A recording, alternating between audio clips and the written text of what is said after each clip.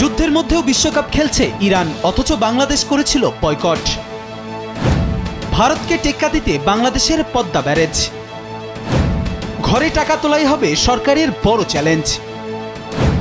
বাজেটের গোপন হিসাব কাটবে আমাদের পকেট। দেশের স্বর্ণের দামে বড় লাভ। যুদ্ধের মধ্যেও বিশ্বকাপ খেলছে ইরান, অথচ বাংলাদেশ করেছিল বয়কট। আর এতেই বাংলাদেশের ক্রিকেট বিশ্বকাপ বর্জনের সিদ্ধান্ত নিয়ে উঠেছে নানা প্রশ্ন। ইরান যদি প্রতিকূলতার মধ্যেও বিশ্বমঞ্চে খেলতে পারে, তাহলে বাংলাদেশ কেন পারল না? এই প্রশ্নই এখন ঘুরছে ক্রিকেট প্রেমীদের মধ্যে। শুরু হয়েছে ফুটবলের সবচেয়ে বড় আসর ফিফা বিশ্বকাপ। 3 স্বাগতিক দেশে 48 দলের এই মহাযজ্ঞে অংশ নিতে যাচ্ছে বিশ্বের সেরা দলগুলো। এরই মধ্যে আলোচনায় এসেছে ইরান। নানা আন্তর্জাতিক উত্তেজনা ও নিরাপত্তা উদ্বেগের মধ্যেও ইরান জানিয়েছে বিশ্বকাপ একটি বৈশ্বিক ক্রীড়া আয়োজন। এখানে দেশের প্রতিনিধিত্ব করাই তাদের লক্ষ্য। প্রতিবন্ধকতা ছিল রাজনৈতিক চাপও। তবুও ইরানের ফুটবল দল প্রস্তুতি চালিয়ে যাচ্ছে। তাদের অবস্থান খেলার মাঠে দেশের পরিচয় তুলে ধরাই বড় বিষয়। এই সিদ্ধান্তকে অনেকেই দেখছেন জাতীয় স্বার্থ ও ক্রীড়া চেতনার উদাহরণ হিসেবে। অন্যদিকে ক্রিকেট বিশ্বকাপের দিকে তাকালে দেখা যায় ভিন্ন চিত্র। ভারত ও শ্রীলঙ্কার যৌথ আয়োজনে অনুষ্ঠিত সেই বিশ্ব আসরে খেলার সুযোগ পেয়েছিল বাংলাদেশ। কিন্তু মুস্তাফিজুর রহমানকে আইপিএল থেকে বাদ দেওয়ার ঘটনায় তৈরি হওয়া পরিস্থিতির পর শেষ পর্যন্ত বিশ্বকাপ না খেলার সিদ্ধান্ত নেয় বাংলাদেশ। এই সিদ্ধান্ত নিয়ে তখন থেকেই শুরু হয় বিতর্ক। অনেকেই প্রশ্ন তোলেন, একজন ক্রিকেটারের বিষয়কে কেন্দ্র করে পুরো দলের বিশ্বকাপ যাত্রা বাতিল করা কতটা যুক্তিসঙ্গত ছিল। আবার কেউ কেউ মনে করেন এটি ছিল পরিস্থিতির প্রতিক্রিয়ায় নেয়া একটি কঠিন সিদ্ধান্ত। পরবর্তীতে বাংলাদেশের ক্রিকেট দল আন্তর্জাতিক অঙ্গনে সাফল্য দেখিয়েছে। অস্ট্রেলিয়ার মতো শক্তিশালী দলের বিপক্ষে জয়ও নতুন করে আলোচনায় আনে এই দলটি যদি বিশ্বকাপের মঞ্চে থাকত, তাহলে সম্ভাবনা কতটা ভিন্ন হতে পারত।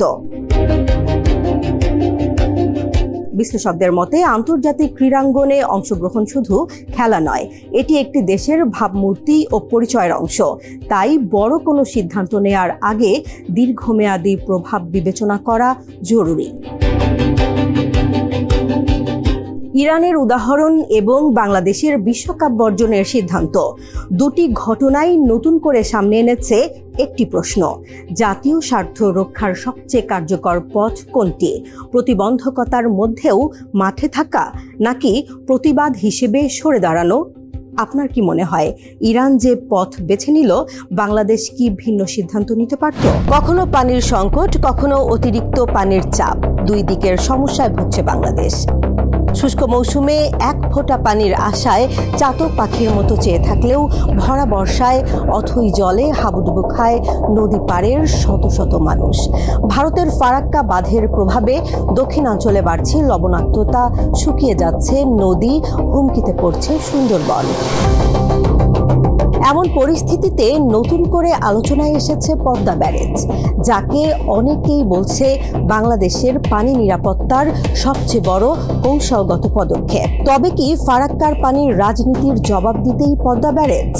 বিশ্বজুড়ে ড্যাম ও ব্যারেজ নিয়ে বিতর্ক থাকলেও বাস্তবতা বলছে এখনও উন্নত ও শক্তিশালী দেশগুলো পানি নিয়ন্ত্রণে বড় বড় স্থাপনার ওপর নির্ভরশীল।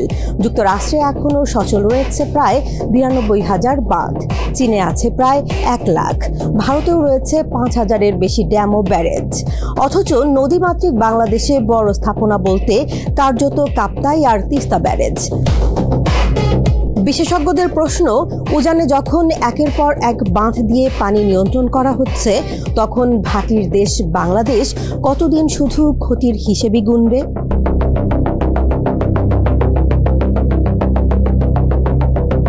বিশেষজ্ঞদের মতে ফারাক্কার প্রভাব সবচেয়ে বেশি পড়েছে দেশের দক্ষিণ পশ্চিমাঞ্চলে। শুষ্ক মৌসুমে নদীতে পানি কমে যাওয়ায় বাড়ছে লবণাক্ততা, ক্ষতিগ্রস্ত হচ্ছে কৃষি ও জীববৈচিত্র্য। সবচেয়ে বড় আঘাত পড়ছে বিশ্বের বৃহত্তম ম্যানগ্রোভ বন সুন্দরবনে।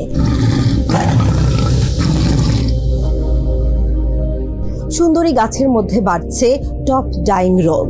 এই পরিস্থিতিতে পদ্মা ব্যারেজ শুধু একটি অবকাঠামো প্রকল্প নয়, বরং দেশের পানি ও পরিবেশ নিরাপত্তার বড় কৌশল হিসেবেই দেখা হচ্ছে। তবে এই প্রকল্প নিয়ে বিতর্কও রয়েছে। কেউ কেউ আশঙ্কা করছেন এতে দেশের এক অঞ্চলের লাভ হলেও অন্য অঞ্চলে ক্ষতি হতে পারে। যদিও পানি বিশেষজ্ঞদের দাবি, আধুনিক প্রযুক্তি ব্যবহার করে সেই ঝুঁকি কমানো সম্ভব। Navigation lock, fish pass, silt flushing এবং এআই চালিত রিজার্ভার ব্যবস্থাপনার মাধ্যমে পরিবেশগত ক্ষতি নিয়ন্ত্রণে রাখা যাবে। পাশাপাশি বর্ষার পানি সংরক্ষণ করে শুষ্ক মৌসুমে তা ছাড়লে ভাটির নদীগুলোও সচল রাখা সম্ভব হবে। বিশ্লেষকরা বলছেন, আন্তর্জাতিক আইন অনুযায়ী অভিন্ন নদীর পানিতে ভাটির দেশের অধিকার স্বীকৃত, কিন্তু বাস্তবতা হলো কূটনৈতিক আলোচনার পাশাপাশি নিজেদের সক্ষমতা বাড়ানো ছাড়া বাংলাদেশের সামনে খুব বেশি বিকল্প নেই। সিঙ্গাপুর যেমন পানির জন্য অন্যের উপর নির্ভরতা কমিয়েছে, তেমনি বাংলাদেশকেও দীর্ঘমেয়াদে পানি নিরাপত্তার জন্য নিজস্ব কৌশল নিতে হবে। আর সেই কৌশলের কেন্দ্রেই এখন আলোচনায় পদ্মা ব্যারেজ। সরকারের নতুন বাজেটের সবচেয়ে বড় চ্যালেঞ্জ এখন টাকা তোলা। কারণ আগামী অর্থবছরে প্রায় 7 লাখ কোটি টাকা আয় করার লক্ষ্য নিয়েছে সরকার। আর এর বড় অংশই আসবে সাধারণ মানুষ ও ব্যবসায়ীদের কর থেকে। কিন্তু প্রশ্ন হলো, বর্তমান বাস্তবতায় এই বিশাল লক্ষ্যমাত্রা কতটা সম্ভব? 2026-27 অর্থ বছরের প্রস্তাবিত বাজেটে মোট 6,95,000 কোটি টাকা রাজস্ব আয়ের লক্ষ্য নির্ধারণ করা হয়েছে। এর মধ্যে জাতীয় রাজস্ব বোর্ড আদায় করবে 6,04,000 কোটি টাকা, যা মোট আয়ের প্রায় 87%। কিন্তু চ্যালেঞ্জ তৈরি হয়েছে এনবিআর এর বর্তমান অবস্থান নিয়ে।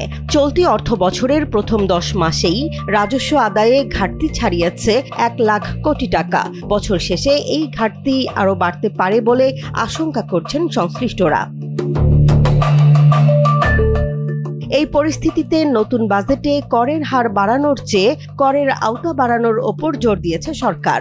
ছোট ব্যবসায়ী, খুচরা বিক্রেতা থেকে শুরু করে বিভিন্ন খাতে নতুন করে কর কাঠামোর আওতায় আনার পরিকল্পনা নেওয়া হয়েছে।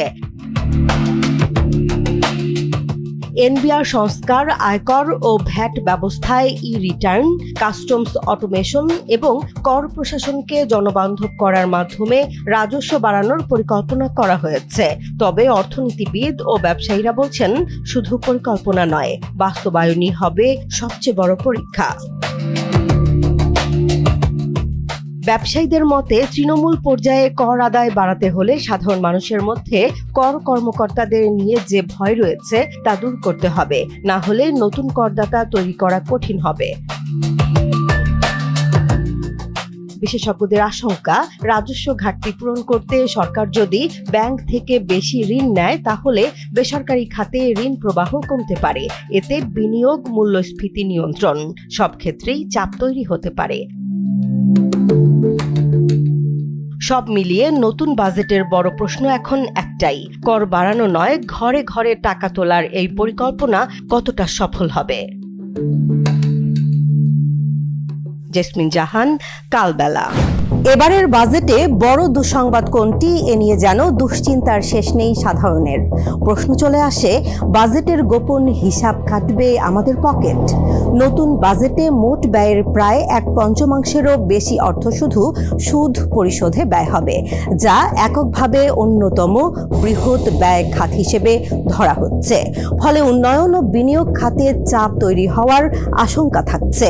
ব্যয়ের বড় অংশ যাচ্ছে ভর্তুকি, বেতন ভাতা, সুদ পরিশোধ ও প্রশাসনিক খাতে। ফলে বিশ্লেষকদের মতে উন্নয়ন ব্যয়ের ওপর চাপ বাড়ার ঝুঁকি রয়েছে। আপনার পকেট থেকে নেওয়া টাকা দিয়ে চলে 18 কোটি মানুষের এই বিশাল দেশ। আপনি যে চা খান, মোবাইল রিচার্জ করেন, বাজার করেন, প্রতিটি খরচের সঙ্গে জড়িয়ে আছে সরকারের বাজেট। কিন্তু প্রশ্ন হলো, এই টাকা আসলে কোথায় যায়? আর বাজেট কিভাবে ঠিক করে আপনার আগামী 1 বছরের জীবন? সহজ ভাষায় বললে বাজেট হলো আগামী 1 বছরে দেশের কত টাকা আয় হবে এবং কোথায় কত টাকা খরচ হবে তার পরিকল্পনা। বাজেট শব্দটির শুরু ফরাসি শব্দ বুজেট থেকে। আধুনিক বাজেট ব্যবস্থার ধারণা আসে ব্রিটেন থেকে, আর স্বাধীন বাংলাদেশের প্রথম বাজেট ঘোষণা করা হয় 1972 সালে।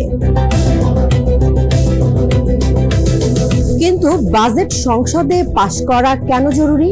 কারণ জনগণের প্রতিনিধিদের অনুমতি ছাড়া সরকার কর আদায় বা বড় ধরনের আর্থিক সিদ্ধান্ত নিতে পারে না।